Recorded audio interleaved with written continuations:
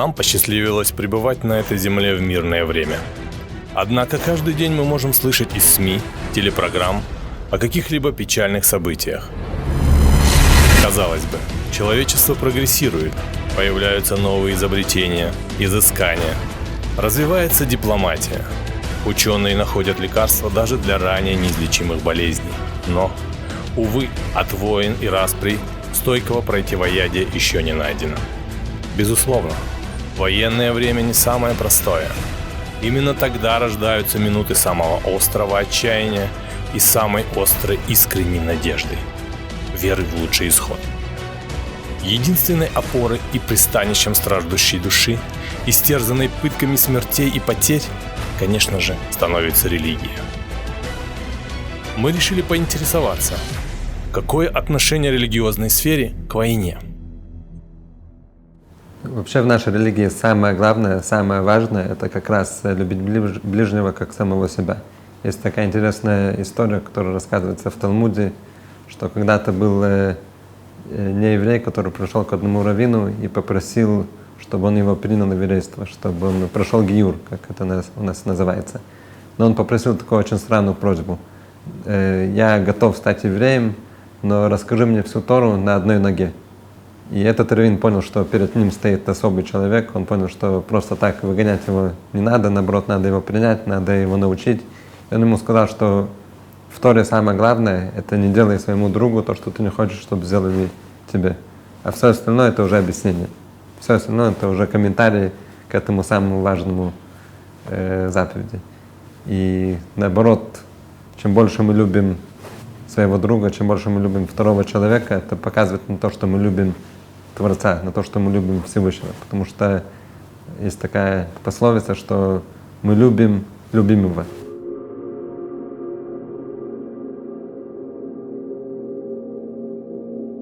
А Всевышний, Он любит нас. Поэтому, когда мы любим любимого, тогда это значит, что мы любим Всевышнего. Когда человек любит сына человека, тогда для того человека это намного важнее, чем любить его. Когда мы помогаем сыну, когда мы помогаем тому человеку, который человек любит, тогда это намного важнее, чем любить просто его. Когда мы доказываем ему, что мы не просто любим его, а мы готовы тоже сделать ради его что-то, это любить его творение, любить его творение, это показывает то, что мы как раз любим Всевышнего. Любые военные столкновения, связанные с убийством человека, война — это всегда жертвы, это всегда трагедия, это всегда горе. И отношение к трагедии и горе может быть однозначным.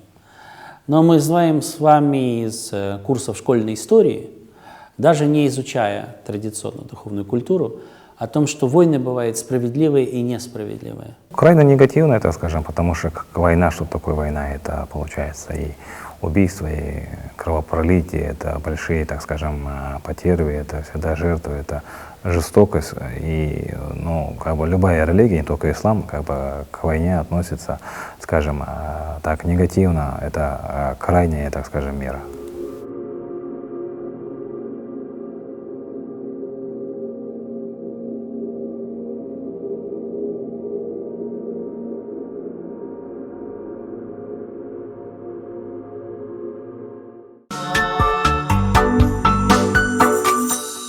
Очень часто мы можем встретить фразу «Ни одна религия не призывает к войне и насилию». Действительно, это правда. Ни в одной догматике мы не найдем призыва к беспочвенным конфликтам. Можно ли говорить о миролюбивом характере вашей религии? И почему? Конечно, в нашей религии мы не то что не любим войны, а мы, наоборот, пытаемся всегда искать мир. И если мы заметим, это и в нашей религии, и это тоже в других религиях, когда люди встречаются, первое, то, что они говорят, это шалом, или на арабском говорят салям алейкум, шалом алейхим на иврите. Шалом переводится, во-первых, как мир, потому что наша задача, основная задача, когда мы встречаем другого человека, это как раз принести мир. Как мы, если мы встретились, как мы можем сделать добро, как мы можем сделать еще лучше этому миру, где мы находимся. И интересно, что вообще написано, что одно из имен Всевышнего — это есть шалом. Потому что Всевышний Он есть мир, Он желает мира, и поэтому, когда Он нас сотворил, Его основная задача была, конечно, чтобы мы здесь охраняли этот мир. Поэтому для нас это самое важное — обойтись без войны. Можно, конечно же, говорить, что ислам — это миролюбивая религия, даже не можно, а нужно так говорить. Почему? Потому что так, это долго объяснять. Сам по себе ислам — это обозначает мир. Любой мусульманин, когда приходит и здоровается, мы говорим «салям алейкум», да, все это знают изречение. «Салям алейкум» — это обозначает, традиционное наше, так скажем, приветствие, означает «мир вам». То есть мы начинаем с этого. Пророк, саллаллаху алейхи вассалям, учил тому, что мусульманин — это тот человек, который не навредит никому. Ни словом, ни действием. И самое главное, как бы одна из самых главных вещей — это соседство, которое построено на добрососедстве. То есть, и из-за этого мир — это самая важная ценность, которая нам дана Господом, и мы должны сделать все, чтобы его сохранить. Если мы вспомним Христа, который часто обращался к своим ученикам и говорил мир вам даю».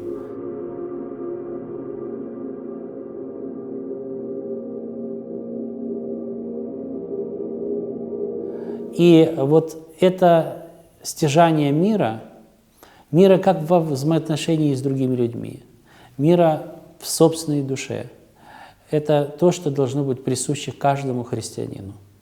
Поэтому мир и любовь, а заповедь какая, да? Возлюби Бога и возлюби ближнего своего. Это все о любви, это все о мире. Поэтому, безусловно, христианство — это миролюбивая религия. Ибо сам Бог так возлюбил мир, что отдал Сына Своего Единородного, дабы каждый верующий в Него не погиб, но имел жизнь вечную. При возникновении и распространении любой религии всегда возникают какие-либо препятствия. Ведь общество не так просто принимает новые правила и устои. Не так легко начать жить по-новому и изменить свое сознание. Какие войны, исходя из принципов вашей религии, считаются допустимыми и справедливыми? Вообще, еще раз, война недопустима, просто так воевать нельзя. Есть, конечно, законы, когда можно воевать, но основная причина войны, когда это допустимо, это защита. Защищать свой народ, защищать свою родину. И это основная причина, когда можно воевать и надо воевать. Как мы уже сказали, что есть закон, который звучит на иврите «Бала рагоха ашкем лорго», тот, который встал тебя убить, ты должен встать раньше него и убить его, чтобы не допустить такую угрозу на народ, на родину. Войны в исламе считаются, так скажем, да, которые допустимы, которые, как вы говорите, справедливы. Это они все, когда мы смотрим на историю пророка, саллаллаху алейхи вассалям, да, и на его учение, на учение ислама, на учение Корана, то это оборонительные войны, они дозволены. То есть тогда, когда нужно защитить, скажем, свою честь, свою семью, свою родину и все доброе, что может быть. То есть в этом плане, то есть в основном это войны, которые оборонительного характера имеют, то есть не наступательного, а именно оборонительного. Тогда, когда кто-то на кого-то нападает с агрессивными целями, это, безусловно, грех. Но защитить свою страну, взяв даже оружие в руки, это святая обязанность. Защитить свое отечество, защитить свою веру, защитить свой народ. И таких историй, и таких событий, и таких войн, к сожалению, в нашей трагической, драматической истории было достаточно много. И отношение православной церкви к ним характерно для, например, таких личностей, как святой Александр Невский, который был полководец, который был был святой угодник Божий, святой преподобный Сергий Радонежский благословлял на защиту двух своих монахов, Пересвята и Ослябю. Святой Федор Ушаков, который не знал поражений и освобождал пределы как своего отечества, так и за его границами. Святитель Лука был награжден в годы Великой Отечественной войны медалью за доблестный труд, потому что он действительно героически оперировал в госпиталях Красноярского края, где написал письмо в правительство, в Москву, телеграмму, прошу на время разрешить мне, находясь в ссылке, приостановить ссылку. Я потом после войны готов продолжить ее, вот, но разрешить мне проводить операции. Он был не просто хирургом, он руководил целой сетью госпиталей в Красноярском крае. Поэтому защита своего Отечества, своей земли, своей веры – это священный долг православного христианина. К сожалению, иногда и миролюбивым общинам приходится прибегать к радикальным мерам борьбы. Случаются различные ситуации, когда необходимо защитить свою жизнь или защитить свои наивысшие ценности, такие как семья и, конечно же, религия. Приведите пример наиболее значимой войны, вызванной религиозными причинами в истории народов, исповедующих одну с вами веру. Мне тяжело найти такое, есть то, что рассказывается, конечно, в Торе, когда евреи заходили в Израиль, когда Всевышний обещал Аврааму, Ицхаку и Якову, что вот Израиль, этот Кнаан, будет ваша страна. Дальше рассказывается, что когда евреи зашли в Израиль, тогда Всевышний сказал евреям, что сейчас пришло время, чтобы вы завоевали Израиль. Но евреи побоялись, евреи сказали, что мы слабый, мы маленький народ, там сидят великие народы, как мы сможем завоевать Израиль. Тогда Всевышний сказал, что Израиль ваш, это мое решение, вы должны только сделать маленькое действие, а я вам уже помогу, чтобы все стало на свое место. Так и было. Всевышний говорил им, куда идти, они делали какие-то маленькие действия, как, например, рассказывается про Ерихо, окружили город 7 раз, стена упала, и так люди понимали, которые жили там в Израиле, что это рука Всевышнего, а не рука какого-то народа, который хочет захватить мир или страну какую-то. И сам Всевышний говорит в Торе, что я сотворил мир, я решаю, кому он принадлежит, какая страна кому принадлежит. Вначале я решил, что один народ там будет жить, а потом я решил, что другой народ там будет жить. Поэтому мы заметим, Тора начинается как раз с слов «Берешит bara Элоким», что вначале Всевышний сотворил мир, а потом уже идет все остальное. Несмотря на то, что вообще Тора — это не книга истории, это книга законов. Надо было начинать с законов. Но Всевышний понимал, что придет время, когда люди будут воевать, люди будут не понимать, кто к чему, кто главный, кто не главный, кому что принадлежит. Всевышний говорит, все принадлежит мне. Я решаю, что, кому, и где, и как, и когда. Поэтому это наша главная задача, это просто открыть Тору, посмотреть, что там написано, и понимать, что Тора — это не просто книга истории, это путеводитель. Ну, наверное, конечно, много таких войн может перечислить, которые были, так скажем, да, очень важным в истории, как бы это было как бы в начало какой-то новой эры или открытия новой страницы. Но самое первое, это, наверное, при начале развития ислама, когда неверующих в количестве 3 раза больше, чем мусульман, произошло сражение при Бадре, да, как мы говорим. Наверное, оно из самых важных, потому что именно в тот момент и пророк, саллаху алейхи вассалям, да, просил помощи у Аллаха, его молитвы. И в этой битве сами ангелы участвовали. Я думаю, что это была очень важная битва. Можно привести пример крестовых походов, если говорить о христианстве.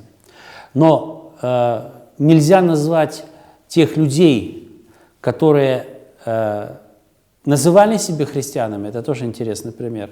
Нельзя назвать их поступки христианскими. Это ничего общего с христианством не имеет. Когда крестоносцы разорили Византийскую империю, разорили Константинополь, жгли, убивали, грабили святыни. Ну и, кстати, в истории России, когда мы говорим о Средневековье, когда было время феодальных усобиц, когда один князь шел войной на другого князя, они попирали то, к чему призывает Господь, попирали то, к чему призывает Писание, святоотеческое наследие.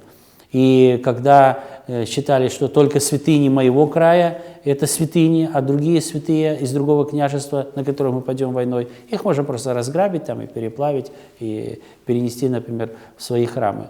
Это тоже ничего не имеет общего с истинным православием.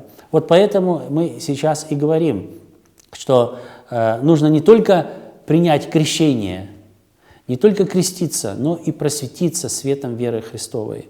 А просвещение – это всегда обучение, это всегда образование, это всегда воспитание. Поэтому сегодня, как никогда, когда мы после долгих лет духовной жажды имеем возможность напитать души и сердца наших людей, а прежде всего молодежи, светом истинной, влагой истинной веры, дать им испить из этого вечно живого источника.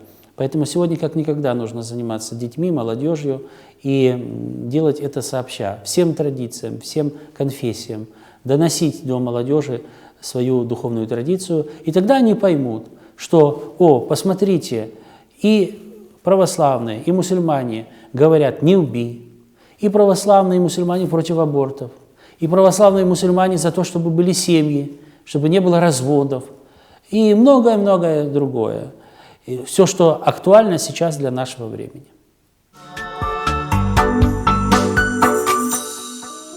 Сейчас мы живем уже в более устоявшемся мире, где за тысячи лет разные религии уже научились мирно существовать.